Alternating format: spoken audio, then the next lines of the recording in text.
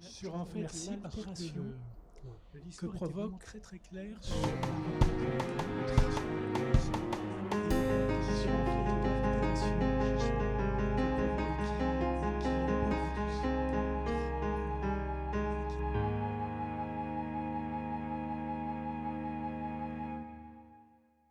Avec nous, on va saluer bien évidemment Karim Naïtou Slimane. Bienvenue, cher Karim. Merci pour ce moment. Karim, enseignant à Paris Descartes, maintenant Paris Cité, donc notamment en communication chez les universitaires, mais aussi auprès des ingénieurs, analystes, militants politiques, et puis écrivain.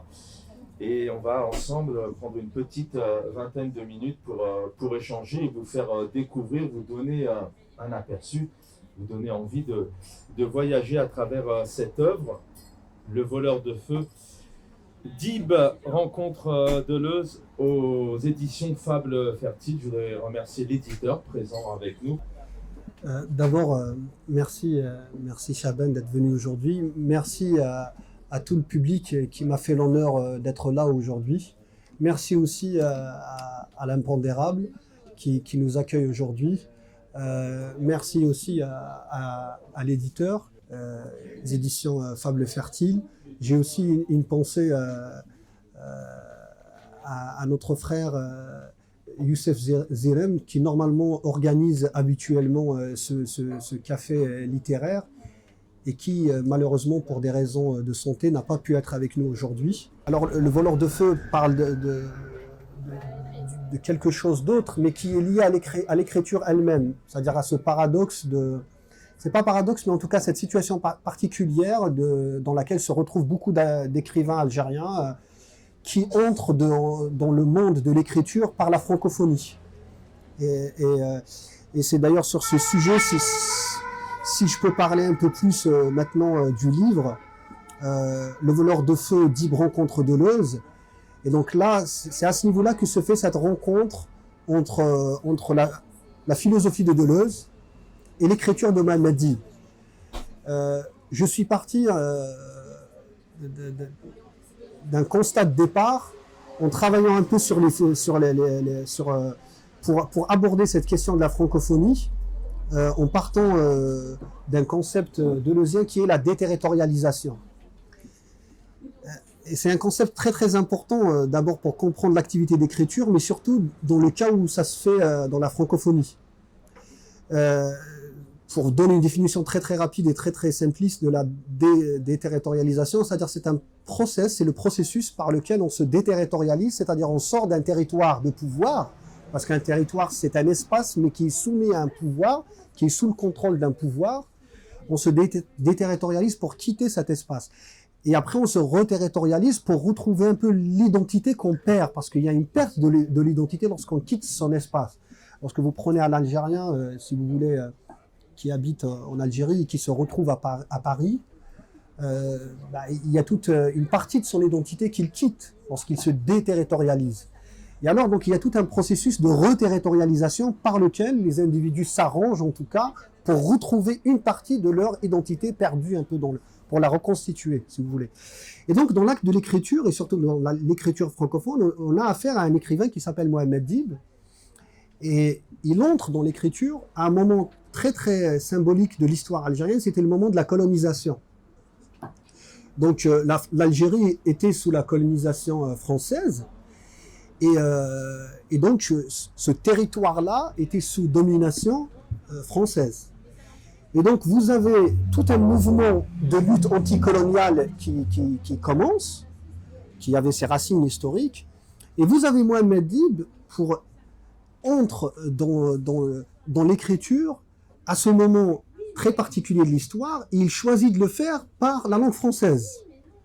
C'est un peu contre-intuitif, mais c'est un processus très très important parce que vous avez un écrivain qui se déterritorialise du territoire de la colonisation, mais l'outil et l'instrument qui lui permet cette déterritorialisation, qui est un processus de libération, l'outil, c'est la langue du colonisateur. Et donc, il est, si vous voulez, il y a ici un processus d'une double déterritorialisation, c'est-à-dire un écrivain qui se déterritorialise d'un territoire dominé, contrôlé par le colonisateur, mais aussi, lorsqu'il s'empare de la langue française, il la déterritorialise aussi, parce qu'il la sort de son univers, qui est l'univers de la littérature des grands maîtres, du roman, si vous voulez.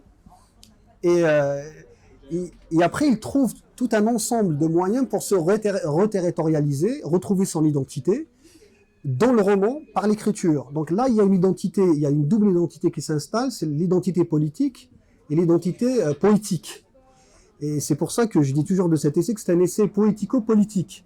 Parce que sur le plan de la politique du roman, on a l'écrivain qui fait tout un travail esthétique pour retrouver un peu ses racines algériennes avec tout l'imaginaire algérien, maghrébin qu'il ramène dans un territoire qui n'est pas le sien au départ.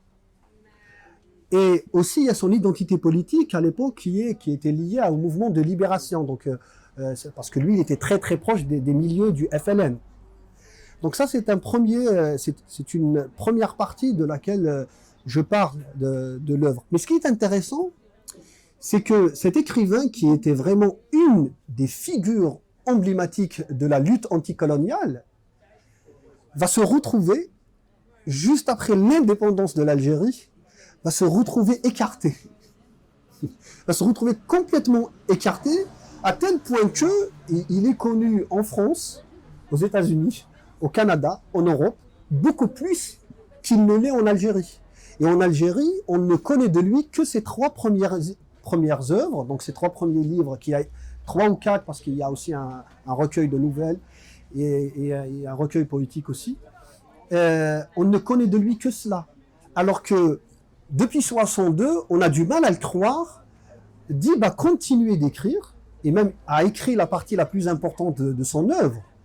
Il en a à peu près 38 textes quand même, entre romans, poésie, nouvelles, pièces de théâtre. Et donc là, vous avez, c'est pour ça que Deleuze est très important, parce que vous avez tout de suite après l'indépendance en 62, l'Algérie indépendante dans laquelle Dib pensait aller vivre sa liberté, si vous voulez, il va très vite se retrouver sous la domination d'une dictature bébé, si vous voulez, un enfant dictateur qui était le FLN en 62, un parti unique. Et qui dit parti unique, c'est surtout discours unique et roman national bien jalonné en tout cas, limité, avec un contrôle, avec un État qui cherche à contrôler surtout la parole. Et donc Mohamed Dib va partir sur un autre processus de déterritorialisation, c'est-à-dire il va sortir de ce territoire qui était un peu le territoire du FLN, et il était l'un des premiers à commencer à questionner cette Algérie indépendante. Et c'est là que je récupère aussi un autre concept de Deleuze, qui est celui du devenir. C'est-à-dire que finalement, on se rend compte que les révolutions n'aboutissent jamais en fait. Et que l'identité n'est pas fixe aussi. Et même la création, même l'écriture. Donc le devenir, c'est ce processus, si vous voulez, éternel, constamment renouvelé de déterritorialisation, reterritorialisation. C'est-à-dire à chaque fois qu'on se déterritorialise d'un territoire, pour se battre pour son identité et sa liberté, on se retrouve obligé de se reterritorialiser ailleurs et après par la suite ressortir de là pour... Et je vais pas trop m'attarder, mais c'est là qu'on arrive aussi à quelque chose de très important je pense, qui rassemble actuellement une des questions les plus épineuses sur la relation entre l'Algérie et la France, en plus du passif historique, qui est la question de l'immigration. Parce que Mohamed Dib va vivre une situation d'immigré. Il sera obligé de quitter l'Algérie pour laquelle il s'était battu.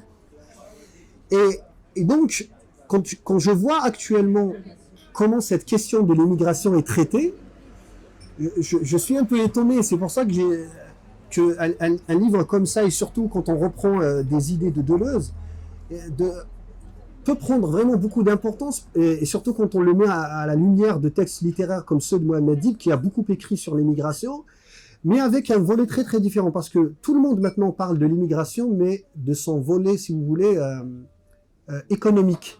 C'est-à-dire on parle de l'émigré comme celui, bien sûr, qui se déplace à la recherche d'un emploi et tout ça, et avec toutes les opportunités aussi qui s'offrent à l'émigré. Mais en réalité, c'est une vision tronquée de l'immigration. C'est une vision qui recouvre seulement une facette. Parce que lorsqu'on commence à s'intéresser à la littérature de l'immigration, on se rend compte que l'immigration a un autre revers de la médaille, qui est celui de l'exil. L'émigré, c'est aussi un exilé. Et c'est d'autant plus vrai lorsque on part, lorsque le territoire duquel on s'est déterritorialisé est un territoire quand même totalitaire, complètement contrôlé par un régime totalitaire. Et c'est là que ça devient intéressant d'étudier des textes comme ça, c'est-à-dire par l'étude de ces textes, et moi je parle d'études, mais en réalité dans le roman je ne fais pas d'études, parce que j'essaye un peu de partir de ces réflexions pour écrire sur cette... Parce que moi-même maintenant je me retrouve dans une situation de déterritorialisé, si vous voulez, d'un émigré, d'un exilé. Et je vais terminer d'ailleurs sur quelque chose qui est très important à savoir. C'est une question, lorsque je l'ai rencontré, j'étais vraiment très étonné dans mes lectures. Je me suis rendu compte que, historiquement, dans la région du Maghreb, les tribus maghrébines, les tribus berbères, amazirs du Maghreb, historiquement, n'ont jamais construit de prison.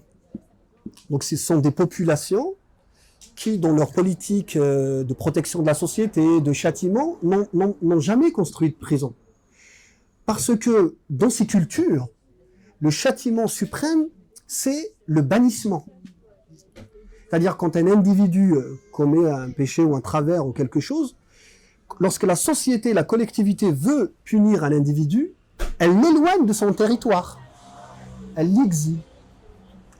Et finalement, ça m'a surpris lorsque je l'ai constaté, parce que je me retrouve, par exemple, moi, ou par exemple quelqu'un comme Mohamed Dib, qui a vécu toute sa vie en France, en fait, quelque part aussi, lui aussi était banni, en fait. Psychologiquement, c'est incroyable.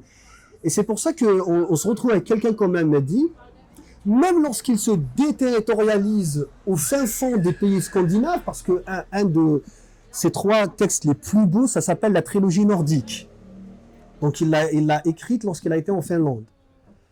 Et finalement, lorsqu'on le lit, on constate que les paysages sont des paysages nordiques, avec de la neige, avec tous les espaces, les grands lacs. Mais finalement, c'est l'Algérie qu'on retrouve. C'est incroyable. Avec les étendues de neige, on retrouve le désert. Et il fait toute une politique, il élabore toute une politique autour de ça pour retrouver sa terre de laquelle il a été privé. Parce que derrière le bannissement et l'immigration, il y a aussi la question de l'arrachement. Voilà. Donc c'est les grandes lignes un peu de ce que j'essaye d'élaborer avec un petit hommage, si vous voulez, c'est-à-dire avec un travail individuel, personnel, très modeste sur la politique. C'est-à-dire je me suis dit, je ne peux pas écrire sur Deleuze ou sur Dib comme un universitaire. Que ce soit Dib en tant qu'écrivain ou Deleuze en tant que philosophe, tous les deux ont accordé une place très très importante au style. Et donc je me suis dit, il faudrait que j'essaye d'inventer un peu un style pour écrire sur eux. Et c'est ce que j'ai essayé de faire très très modestement dans ce texte. Alors. Vous avez parlé de comme pitch, il n'y a pas mieux, parce que c'est voilà, tout est dit. Devenir mais révolutionnaire. C'est juste peut-être un mot là-dessus, c'est ce qu'allier, c'est ce qui fait aussi la base de la rencontre entre les deux. Absolument. Deleuze, d'abord, ce sont les mêmes générations, puisqu'on est en 2020, ouais. 2003 pour Mohamed Dib, 2025, 95 pour Deleuze, ouais. Mais le devenir révolutionnaire, c'est quelque chose qui les lie. En tout cas, dans ouais. l'œuvre, ça c'est quelque chose qui ressort. Ouais, absolument, parce que qui dit devenir, pourquoi chez Deleuze c'est très important de comprendre cette notion aussi de devenir révolutionnaire, parce que lorsqu'on est dans une position de devenir, on est forcément dans un processus révolutionnaire, parce que d'ailleurs c'est pour ça que le premier chapitre du livre s'appelle Paria. C'est-à-dire qu'on est dans un processus forcément révolutionnaire, parce que lorsqu'on se met dans un processus de déterritorialisation, on s'éloigne du centre, en fait. Et on sait tous que le pouvoir se fait toujours au centre. Et donc, à la fois pour Dib, qui a été un écrivain vraiment qui s'est éloigné des centres du pouvoir, ou dans la philosophie de Deleuze, ce qu'il appelle un peu la littérature mineure. C'est-à-dire que le travail de la création littéraire se fait toujours aussi dans un espace qui est loin du centre. C'est-à-dire, à mon avis, on ne peut plus, et on ne doit plus surtout, écrire comme Balzac, parce que Balzac avait inventé son propre style.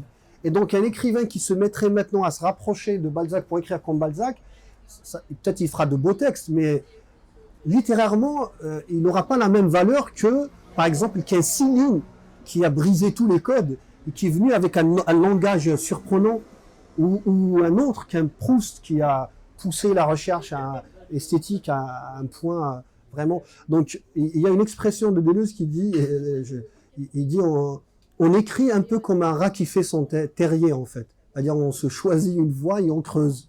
On creuse. Et le but n'est pas du tout de se rapprocher du centre. C'est plutôt de trouver son chemin. Encore 5 petites minutes. Effectivement, d'abord, il faut savoir que Mohamed Dib n'est pas en conflit du tout avec la langue française. Non, pas du tout. Bien au contraire.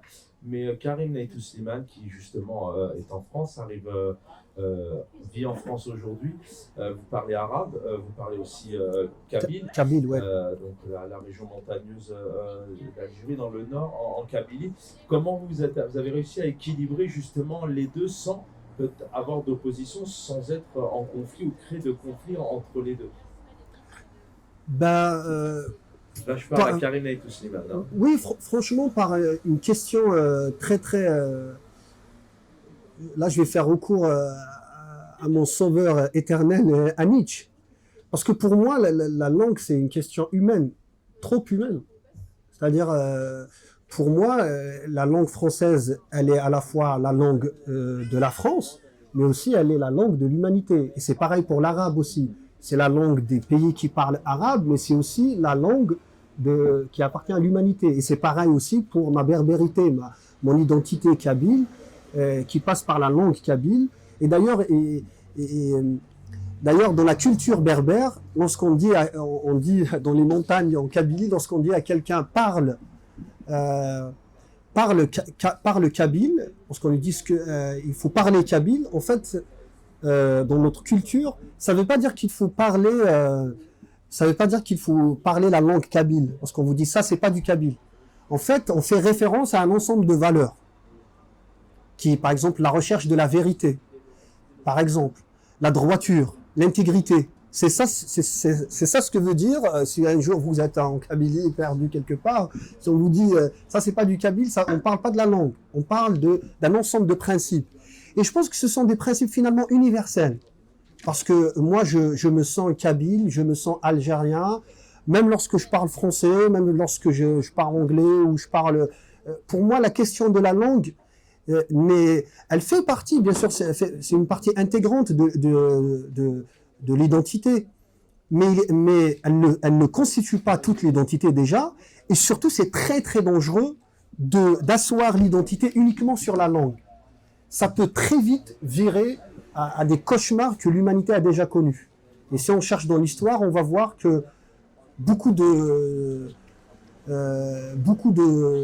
régimes fascistes, nazis, ont eu recours justement à ces process. C'est-à-dire d'essayer de construire quelque chose sur la langue. Parce que la langue, finalement, déjà, il n'y a pas de langue pure. Ça n'existe pas. Il y a les emprunts qui traversent toutes les langues. Et puis aussi, plus que la langue parlée, il y a aussi la langue humaine. Et c'est dans cette humanité qu'on se retrouve tous. Ce qui fait que, très sincèrement, moi, je suis très très à l'aise lorsque je parle français, kabyle, arabe. Et d'ailleurs, à mes étudiants à l'université, je leur dis toujours, parce que comme je leur enseigne beaucoup de communication, ils me posent toujours la question de l'accent. Ils me disent, monsieur, comment on fait pour gommer l'accent? Et je leur dis, il faut surtout pas le faire. Il faut surtout pas gommer votre accent. Parce que lorsque vous allez rencontrer des Français, vous allez parler français, avoir un accent, ou la même chose pour l'anglais ou pour l'arabe, c'est vraiment, c'est une richesse. Vous allez être intéressant même par rapport à ça, en fait. Et d'ailleurs, les locuteurs, que ce soit français ou anglais, j'ai eu l'occasion de l'expérimenter aussi avec les Anglais, ils sont très très bienveillants lorsqu'ils notent votre accent. Donc voilà, il ne faut pas gommer ces choses-là. Il faut plus aller à mon avis, parler humanité. Je pense que ça devient beaucoup plus compréhensible.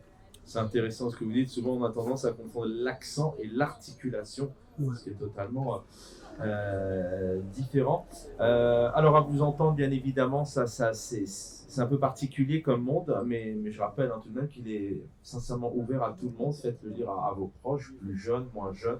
C'est quelque chose de totalement accessible parce que, avec le magnifique pitch que vous avez fait, mais voilà, entre tous ces termes, ce monde, on peut avoir un peu de crainte, mais ce n'est pas le cas. Avant de se quitter, c'est une relecture.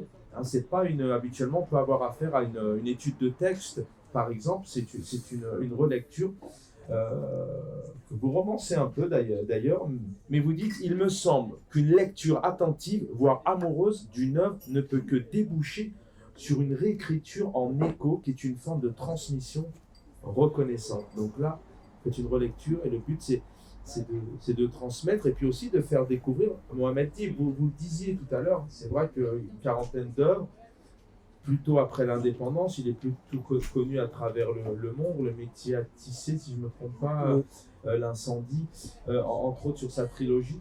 Mais ça, c'est important de travailler sur cette relecture, c'est une forme d'amour pour vous. Ouais, et surtout poursuivre l'aventure. La prochaine aventure, on parle d'immigration.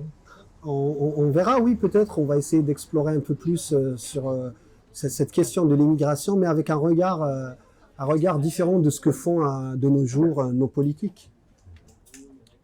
Avant de se quitter, un passage peut-être qui vous plaît aussi, que j'ai découvert avec vous. Lendemain, déchanté, désenchanté, révolution passée ou à venir. Les chefs de guerre se sont transformés en dirigeants du parti unique, ALN, FLN, un tout de passe-passe finement orchestré, la plupart des intellectuels algériens heurtés, une Algérie désenchantée.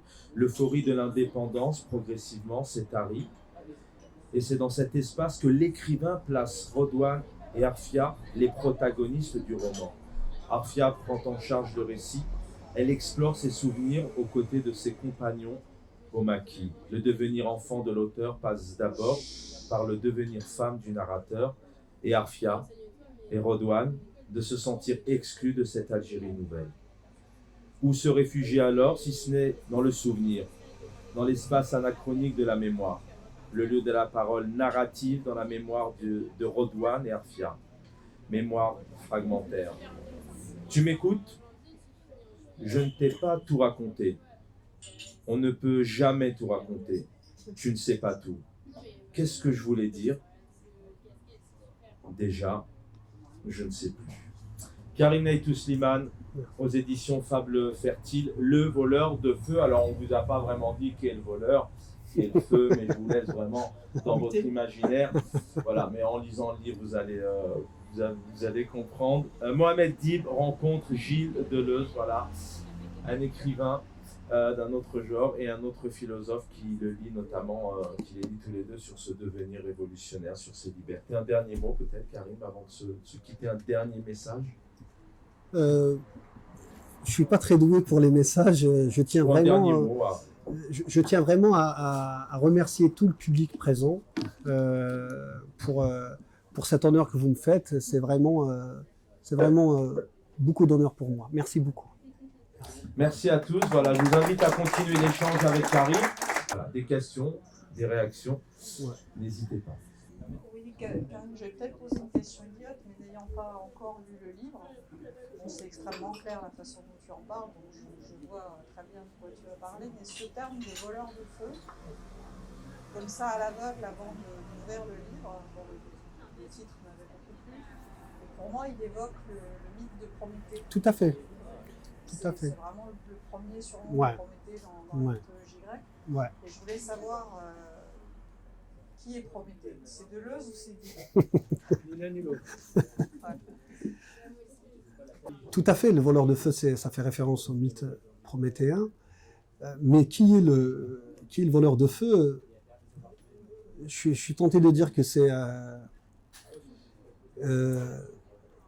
Deleuze qui opère, qui offre le pouvoir, qui dérobe une partie du pouvoir en l'éloignant du centre pour le recréer ailleurs, avec toute sa pensée de rhizome, les réseaux rhizomiques. Et puis c'est aussi peut-être Mohamed Dib, lorsqu'il dérobe, il s'empare la langue française du colonisateur pour s'introduire et introduire avec lui cet indigène qui à l'époque n'avait pas le droit à la parole et qui se retrouve aussi, après avoir été vu dans une position de devoir. Mais c'est aussi l'écrivain en général et peut-être aussi les écrivains engagés, parce que le voleur de feu aussi, c'est cette... je fais référence aussi à tous ces jeunes qui se battent réellement contre des dictatures, des vraies dictatures. Parce que moi j'ouvre la parenthèse, mais je souris quand je vois des personnes ici en France dire que... Alors je suis pas macroniste du tout, hein, mais dire par exemple que Macron est un dictateur. La dictature, c'est autre chose. C'est vraiment autre chose. Et quand vous voyez par exemple le totalitarisme qui s'installe actuellement en Algérie, elle s'installe par plusieurs procédés, dont la répression, la torture. Et d'ailleurs, je peux vous le garantir maintenant qu'il y a plus de 300 détenus d'opinion, des journalistes, des femmes, des étudiants, qui sont en prison pour rien que pour leur opinion politique, parce qu'ils ont exprimé leur opinion, ils ont dit que on voudrait un changement.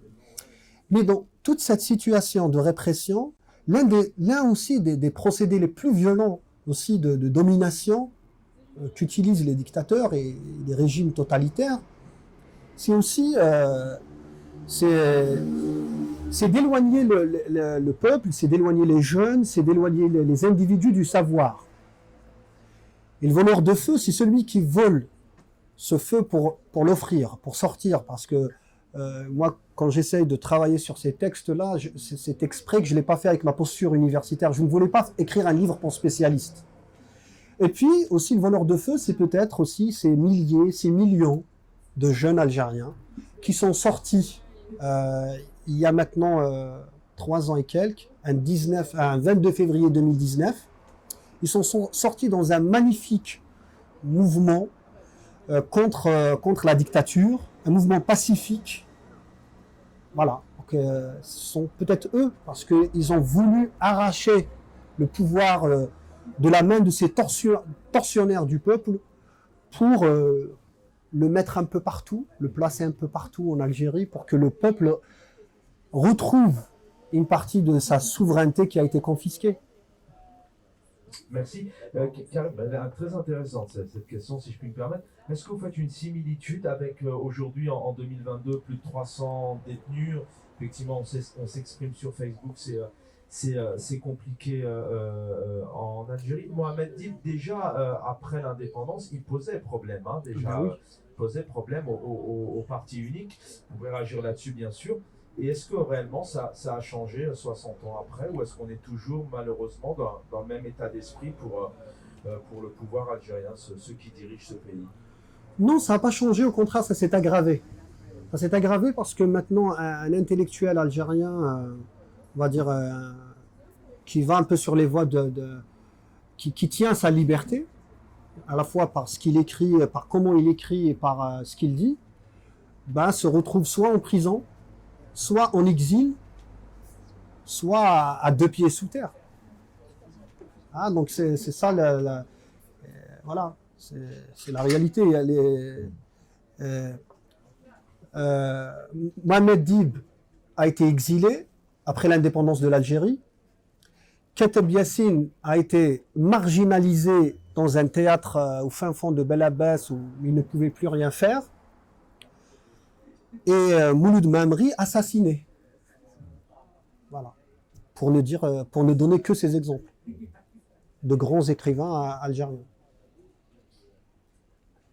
Karim, en tous les cas, merci beaucoup. Moi, je découvre l'écrivain parce que je connais le militant révolutionnaire. Très modestement. Presque 4 ans maintenant, et je découvre l'écrivain. Je trouve ça intéressant, la symbolique du feu. Je voulais simplement rajouter quelque chose là-dessus, parce que toi qui viens des montagnes kabyles, tu sais très bien comment cette région a été victime des incendies, Ouais. et comment la polémique autour de ces incendies et de la politique de la terre brûlée finalement, que déjà nos colonisateurs avaient appliqué et qui continue jusqu'à aujourd'hui. Et aussi un parallèle avec les haragas. Parce que Ouais. en fait, haraga Bah en ouais. arabe, c'est Pardon. brûler. Ouais. Quand on parle de haraga, c'est brûler ses papiers. Ouais. Donc le feu, finalement, la symbolique du feu est Ouais. très intéressante. Tout à On fait. peut la retrouver dans énormément de choses maintenant. Ouais. Les exemples ne viennent pas, mais je trouve ça très intéressant. Voilà, c'est simplement ça. Merci. Merci. Et ben c'est pour ça que tous les régimes veillent à éloigner la connaissance, de leur sujet, si vous voulez. Pour maintenir justement dans une condition de sujet, il faut surtout pas, il faut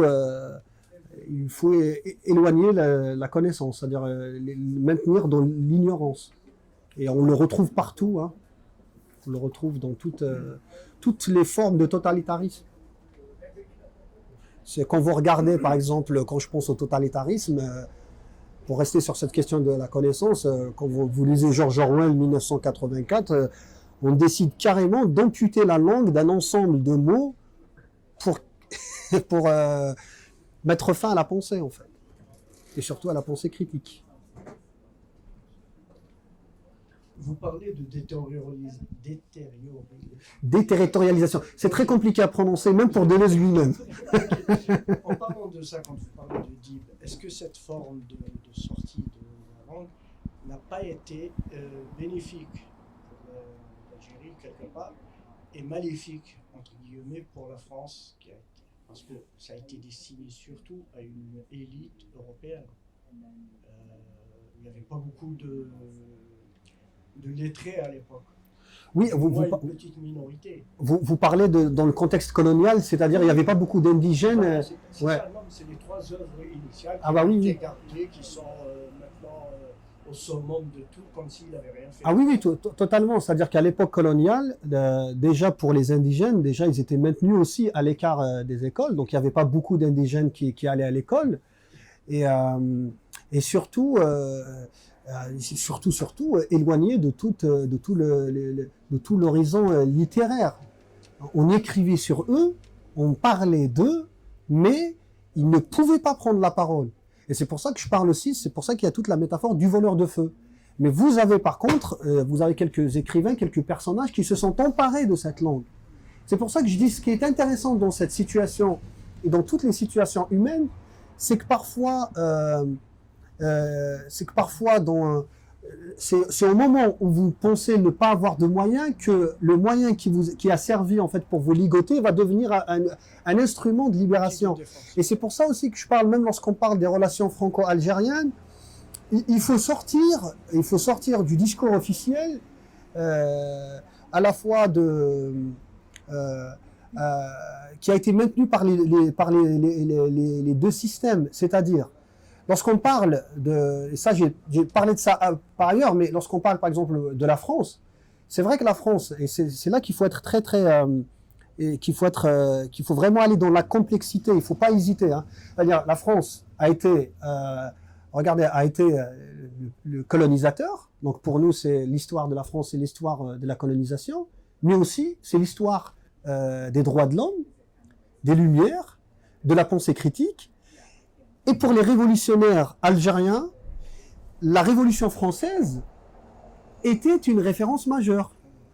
Donc vous voyez comment ça se passe. C'est-à-dire qu'à un certain moment, c'est pour ça que c'est intéressant de la pensée deleuzienne. C'est-à-dire que vous avez un pouvoir colonial central. Il contrôle tout. Il contrôle un territoire, il contrôle tout. Mais il diffuse aussi un discours.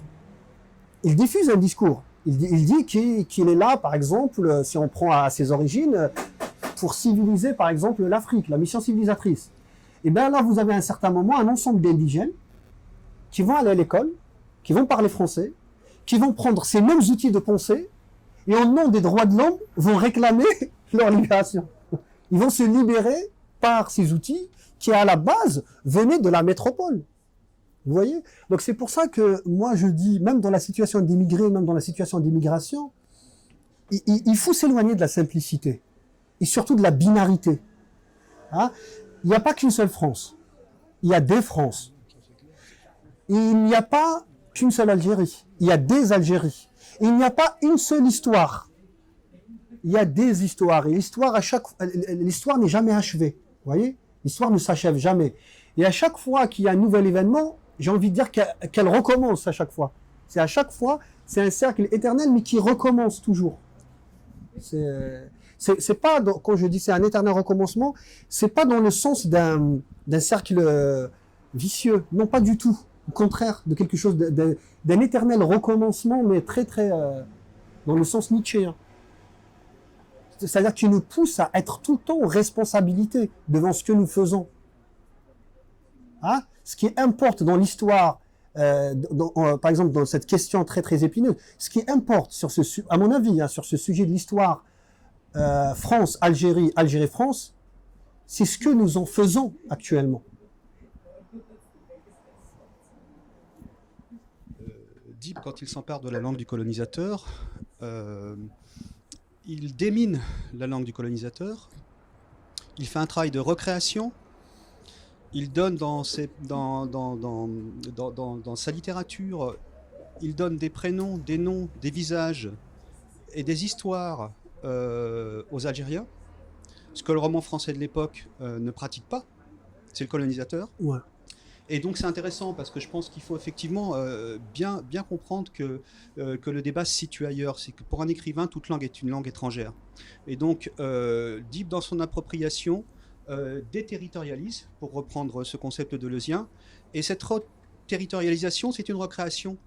Et c'est très intéressant parce que ça permet de déminer précisément ce débat dans le bénéfice ou non qu'il y aurait eu à reprendre la langue du colonisateur. Parce qu'en fait, Dib amène la langue du colonisateur ailleurs. Il se définit lui-même comme écrivain public. Bah ouais.